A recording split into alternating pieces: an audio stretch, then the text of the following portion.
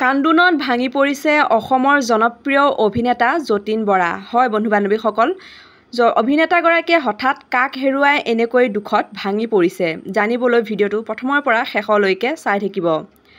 আমি হয়তো ইতিমধ্যে সকলোৱে গমেই পাইছোঁ, অসমৰ জনপ্ৰিয় কণ্ঠশিল্পী গায়ত্ৰী হাজৰিকা আৰু আমাৰ মাজত নাই।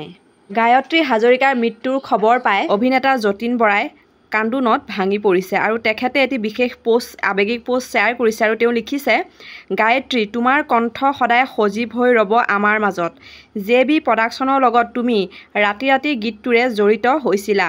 তেতিয়াৰ পৰাই তুমি আছিলা আমাৰ পৰিয়ালৰ দৰেই। JB প্ৰডাকশ্যনৰ প্ৰতি তোমাৰ অৰিহণা আৰু মৰম আমি সদায় শ্ৰদ্ধাৰে সুঁৱৰিম।